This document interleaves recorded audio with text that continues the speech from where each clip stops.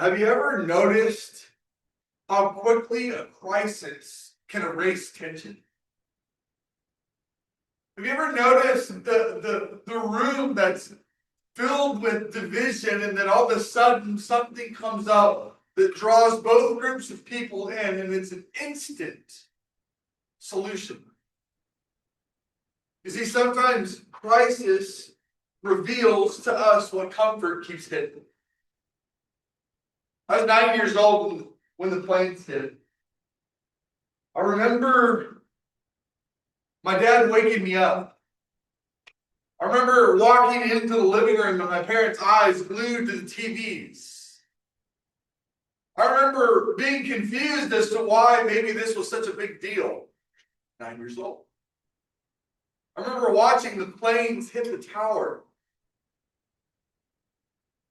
Again, confused. I remember the fear I felt from the adults I was surrounded with.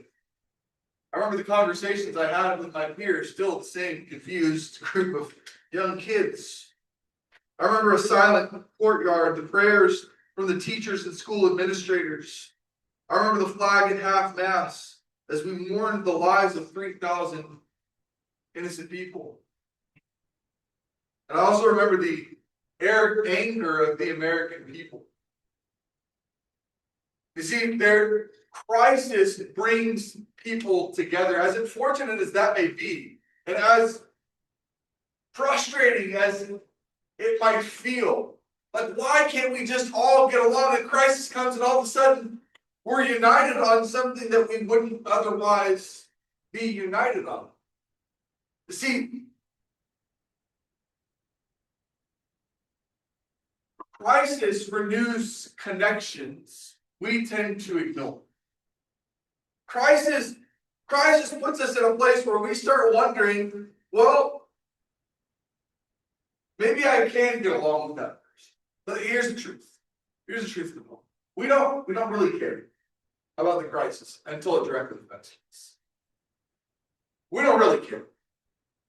You don't really care what's happening right now until it comes to your shores, until it lands at your feet, until it affects your daily lives, until it affects your family members and your marriages and your church and your world. You don't really care about the crisis. And truthfully, I don't really care about the crisis either. Truth is, we can watch comfortably from the sidelines until it reaches our shore. Then it's panic and scramble. And when we realize we cannot solve it on our own, when the world around us realizes they can't solve it on their own, each man goes to his own town. When we realize that the crisis is what brings us together, but we can't solve the crisis alone, then it becomes spiritual, it becomes something otherworldly and supernatural. See, this is what's happening in the book of Jonah. You got a crisis taking place. Jonah simply paid his fare and got on the boat. Right? You see, God has called Jonah. Jonah runs.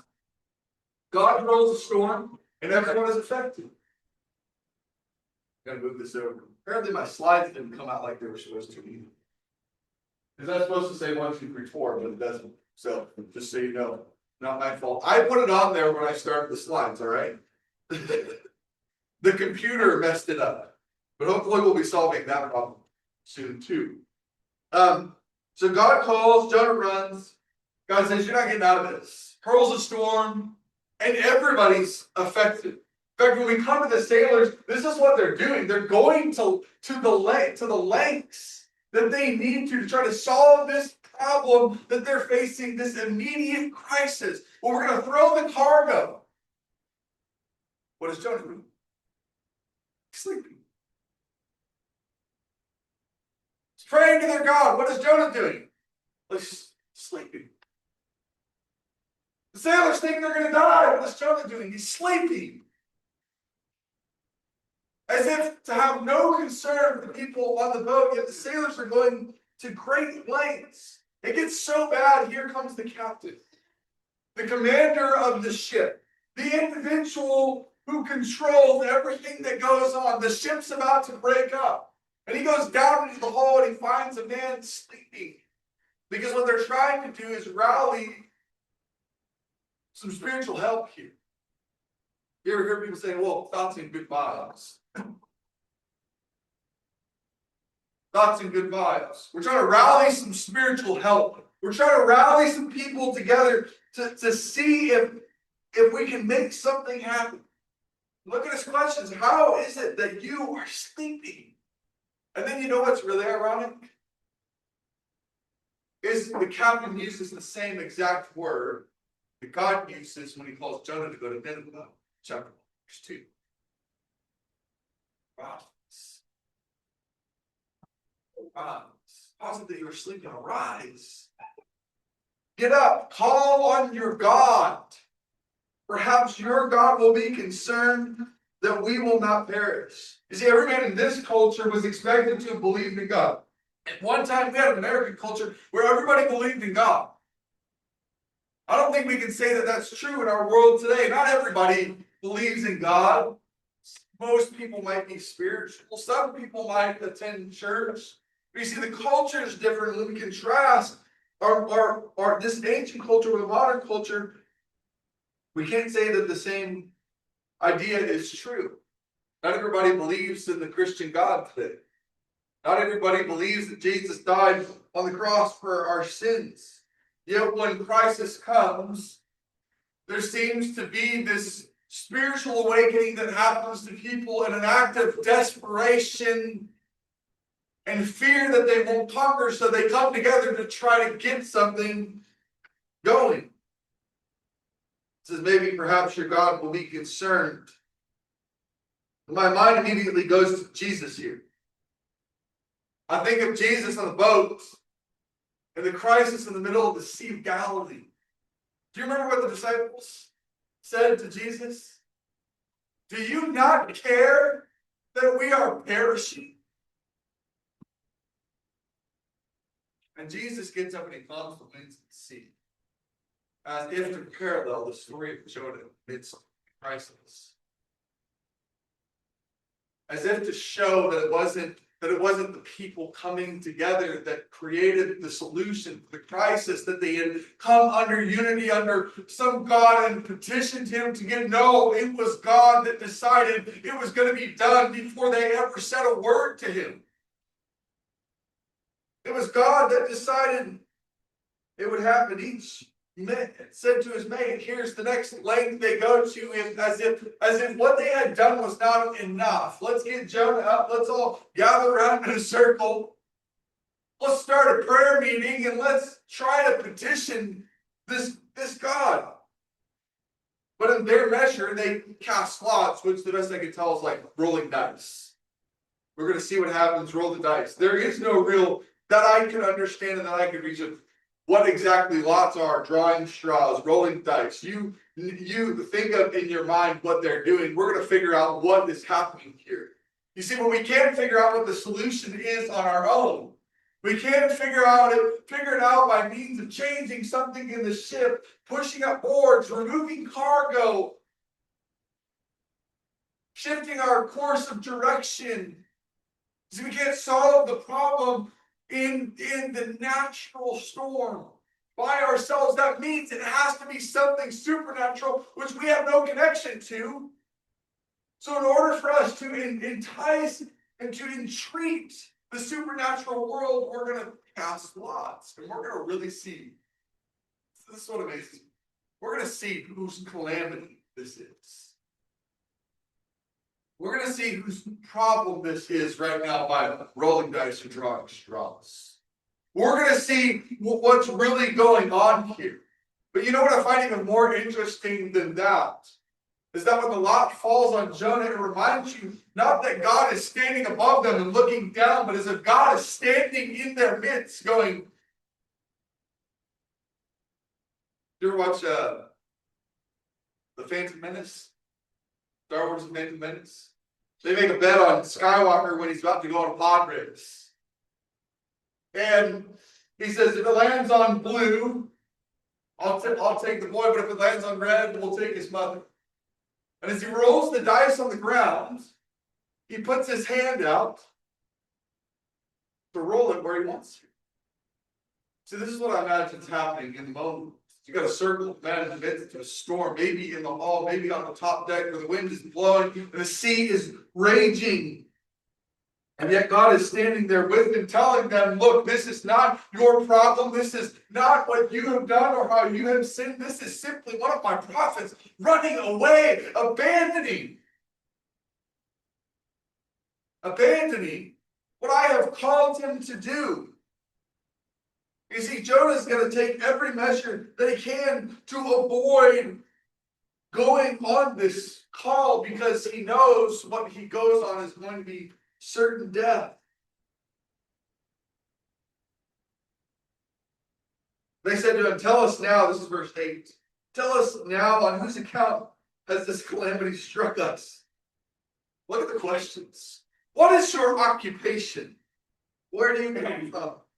What is your country and from what people are you? See, they didn't know anything about him. When he got on the boat, paid the fare, they took his money, they set him in a spot, put him in a bunk, hung him up in a hammock, no problems. We're a professional crew. We can handle these storms. They happen. But this one's bad. Bad enough we're throwing our livelihood out of the hull of the ship. And there's a man who's not even worried about what's going on.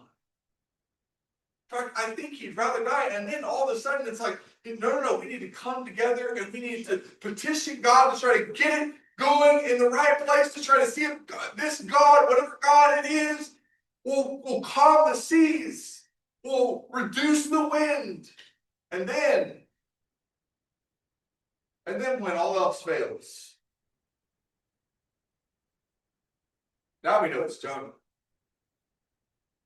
See, your identity will tell us. This is what I think. Your identity will tell us what we're dealing with. If you tell me where you're from, what country you come from, who your people are, that'll tell me who we're dealing with. But hiding your identity, see here, Jonah is selectively honest. You ever been selectively honest with people?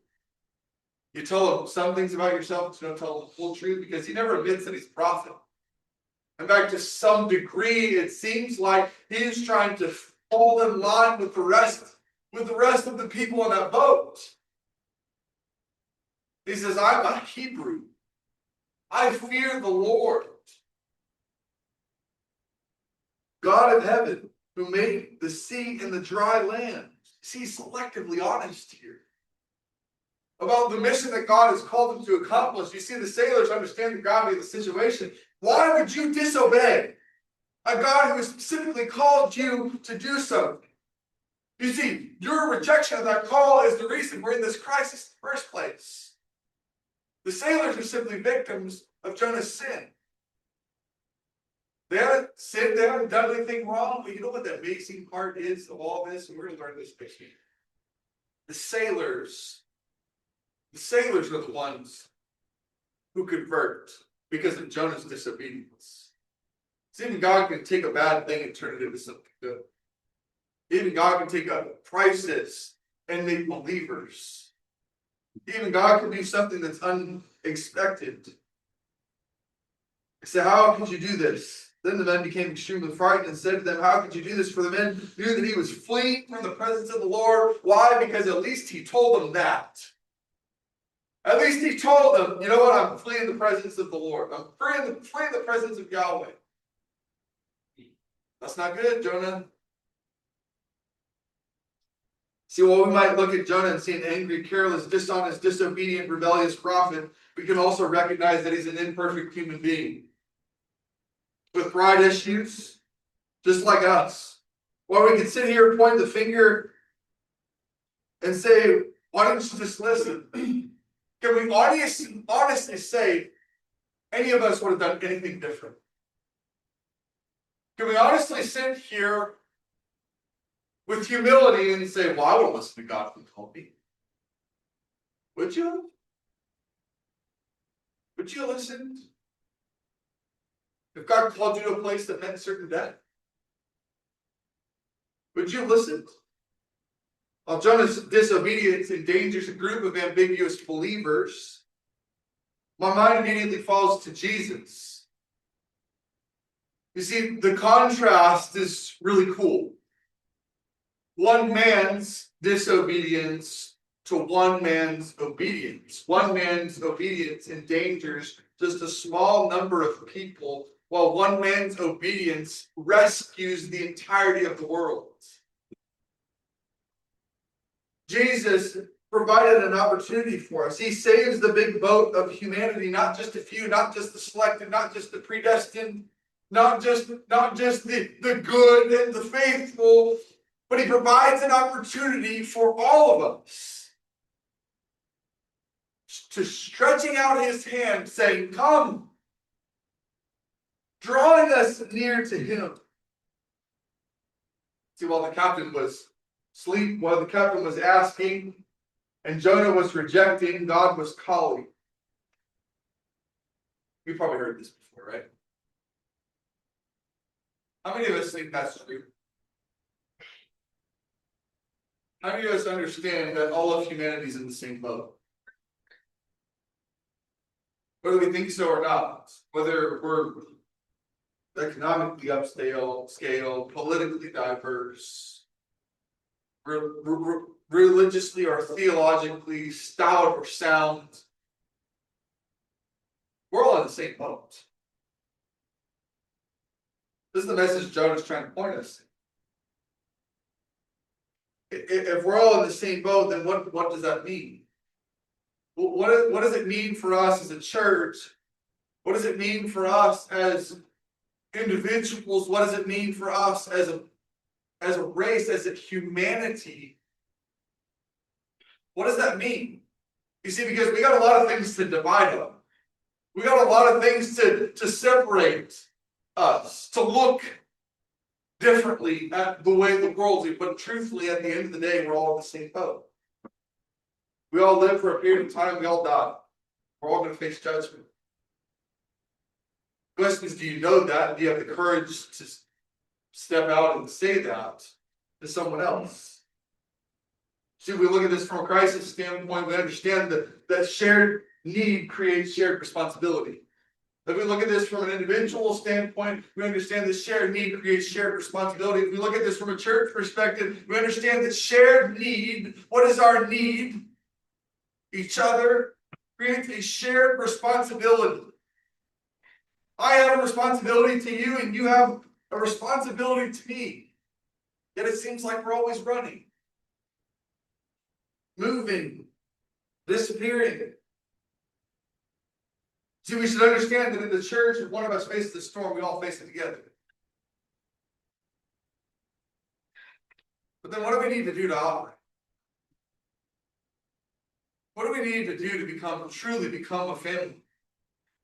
What do we need to do to understand that, look, my brother's pain is not just my brother's pain. You know what? It's not a matter of, brother, I'll pray for you.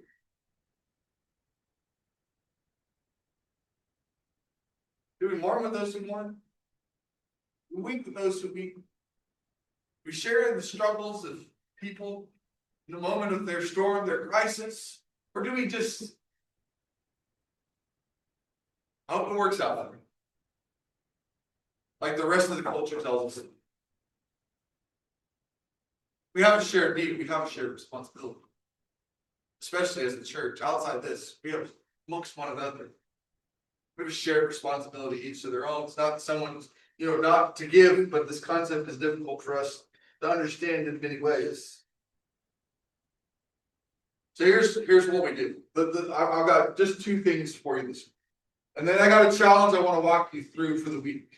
Okay? Two things. Number one, pay attention. If we're going to care for one another's needs, if we're going to share responsibility for what God is calling us to do, we need to pay attention. When you don't pay attention when you're driving, what happens? Exactly. You got it right. So if we could simply pay attention to what God is calling us to do, maybe there's a few filter questions we can walk through. What is God calling you to do? What are you avoiding? And what is God exposing? Because if we're paying attention, we're asking questions. If we're paying attention, we're making observations. If we're paying attention to what God is doing and what God is drawing us to, then we begin to see, we begin to get uncomfortable. Because it's not something we're used to doing. First to God, secondly to others. We can mirror this in the church, right? First, we have a responsibility to build a relationship or discipleship with God. Then we have a responsibility to build one another for paying attention. Are we paying attention to each other? Are we paying attention to what's going on in one another's lives? Or are we just simply letting it go? We could mirror paying attention with the same thing that God and the captain said to Jonah. Rise, pay attention, focus, look, see. If you're not going to pay attention to what God has been calling you to, who are you going to pay attention to? Sometimes it's to other people, and God uses that. Observe before you assert, listen before you assume, notice the needs of other people before they become your needs. And number two, this is the universal thing we say to people all the time. Serve. What I mean is move towards the needs of other people before they become your needs. Before they become the collective need. Before they become your trouble, which this should begin with. You know, if somebody's suffering, we're all suffering together. We should be at least. We should be involved in the lives. If the church, I mean, think about this. If the church is going to survive, we need to be in each other's lives. What is it that God is trying to create? What is it that God is calling us to do? What is the vision of the Lord for this place? Because to some degree, we're in crisis. To some degree, we got a little panic, scramble facing this. What are we going to do? What do we got to do? Where are we going to go? What's going to happen? So we pay attention and we serve. See, the sailors learned in the boat what we forget in comfort. We're all in the same boat. What affects one of us eventually affects all of us. So here's your challenge for the week. And we can get more specific with this as we go along. Identify one need that does not directly affect you and do something. One need. Someone could be your spouse, could be your neighbor, could be a church member here that you're close with, could be a family member in another state. Could be somebody from work. I don't know what the situation, but identify a need. Sit there, think about it.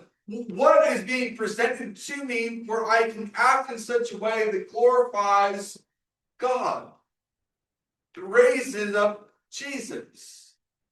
Are we capable of doing this? Are we capable of identifying one singular need? I'm not asking you to go out and baptize 20 people. I'm not asking you to go out and just start being bold and sharing your faith. I'm asking you to identify one need of someone else that isn't you. Someone else that isn't. That it's something else that isn't your need. And do something. It could be making a call. Could be sending a card. Could be shooting a text. Could be meeting for lunch. Could be something. Could be helping fix someone's lawn. But I would identify that need. Can I challenge you to do that? Identify a need and do something about it. Don't just let it sit. Don't just let it walk away. Do something. Move towards the problem before it becomes your problem.